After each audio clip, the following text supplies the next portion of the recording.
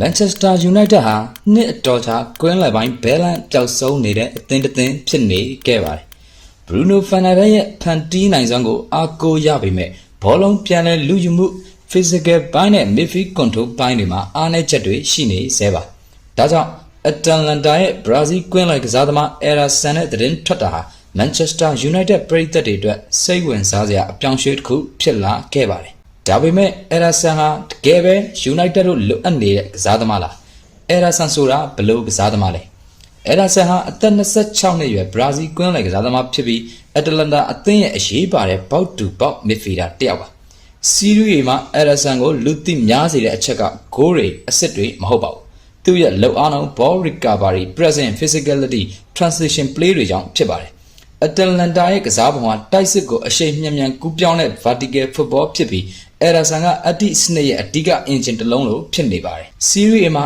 Ederson ကဘယ်အဆင့်ကစားသမားလဲ။ Serie A ကိုကြည့်တဲ့သူတွေသိကြသလို Ederson ဟာ Italy လက်ရဲ့နာမည်ကြီးပိတ်သက်အကြိုက်ကစားသမားမဟုတ်ပါဘူး။ဒါပေမဲ့နီးပြတွေဘောလုံးသုံးသက်သူတွေအရင်ကြိုက်တဲ့ midfielder ဖြစ်ပါတယ်။အကြောင်းကတော့ ball winning ကောင်းတဲ့ defensive contribution မြင့်တယ် press resistant ကောင်းတယ် tactical discipline ရှိတယ်။တကယ်တမ်း Atalanta ရဲ့ Serie A ရဲ့ထိပ်တန်းအသင်းဖြစ်ရပ်တည်နိုင်မှုတွေမှာ Ederson ရဲ့အခန်းကဏ္ဍကအရန်ရေးကြီးပါတယ်။ Ederson ရဲ့အားသာချက်များ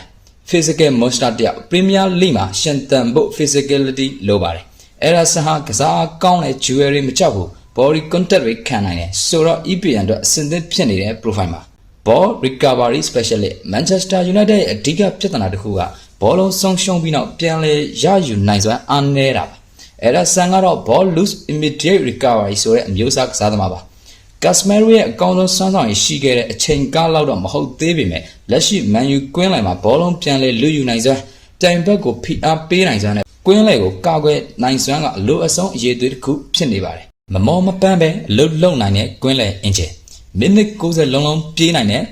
attacking မှာလည်းရှိတဲ့ defense မှာလည်းရှိတယ်။ Vault to vault midfielder စစ်ဖြစ်ပါတယ်။ Tactical intelligence Serie A ကကမ္ဘာပေါ်မှာ tactical football အပြင်းထန်ဆုံး league တွေကတစ်ခုပါ။အဲဒီ league မှာထိပ်တန်းအသင်းရဲ့ starter ဖြစ်နေတာက Ederson ရဲ့ football IQ ကိုပြတ်သားနေပါတယ်။ Ederson ရဲ့အားနည်းချက်များ Bruno Fernandes လိုအမျိုးအစားမဟုတ်ဘူး။သူဟာ playmaker တယောက်မဟုတ်ဘူး။ Through pass တွေ defense splitting pass တွေအများကြီးမမြင်ရဘူး။ ဂိုးနဲ့ဖန်တီးမှုတွေမှာလည်းအရန်ကောင်းတဲ့ midfielder တယောက်မဟုတ်ဘူး။သူ့ရဲ့အဓိကတာဝန်ကအသင်းရဲ့ balance ကိုထိန်းဖို့ဖြစ်ပါတယ်။ဒါကြောင့် status တွေကျင်းထူးခြားမနေတတ်ဘူး game dictator မဟုတ်ဘူး။ Rodri လို Toni Kroos တို့လိုကစားပွဲရဲ့တန်ဖိုးကိုထိန်းချုပ်နိုင်တဲ့ midfielder တယောက်မဟုတ်ပါဘူး။ United ရဲ့လက်ရှိ squad နဲ့ကိုက်ညီမှုရှိမရှိ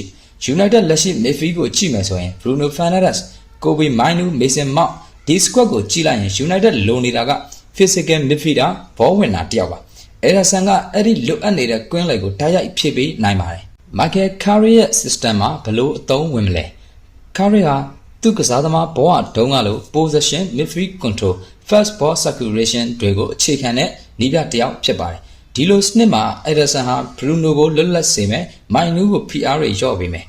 back four ကိုကာကွယ်ပေးမယ်ဆိုတဲ့အခန်းကဏ္ဍတွေကိုယူနိုင်ပါတယ်။အကောင်းဆုံး midfield trio ဖြစ် Ederson, Mainoo, Bruno ဒီ trio ကဘဲလန့်အကောင်းဆုံးဖြစ်နိုင်ပါတယ်။ EPL နဲ့ကိုက်ညီနိုင်မလားကျွန်တော်အမြင်ရတော့ 8.5 ဖြစ်နိုင်ပါတယ်။ဘာကြောင့်လဲဆိုတော့ physical strong ဖြစ်တဲ့ high stamina ကောင်းတယ် aggressive pressing transition specialist defense awareness ဆိုတဲ့ EPL မှာအရေးကြီးတဲ့အရေးအသွေးတွေအားလုံးရှိနေလို့ပါဒီ transfer ကမှန်ကန်တဲ့ခေါ်ယူမှုဖြစ်မလားနာမည်ကြီး superstar တယောက်ကိုခေါ်တာလားလုံးဝမဟုတ်ပါဘူးဒါပေမဲ့ football မြင်နဲ့ကြည့်ရင် Manchester United လိုအပ်နေတဲ့ profile ကိုအတိအကျဖြည့်ပေးနိုင်တဲ့ transfer တစ်ခုဖြစ်လာနိုင်ပါတယ်Ederson ဟာ highline fan team ရဲ့ကစားသမားမဟုတ်ပေမဲ့အသင်းရဲ့ midfield structure တစ်ခုလုံးကိုပိုကောင်းစေမဲ့ကစားသမားဖြစ်လာနိုင်ပါတယ်ခြုံငုံပြီးပြန်လဲသုံးသက်ရရင် Ederson ကိုခေါ်ယူလိုက်တာနဲ့ Manchester United champion ဖြစ်သွားမယ်လို့မပြောနိုင်ပါဘူး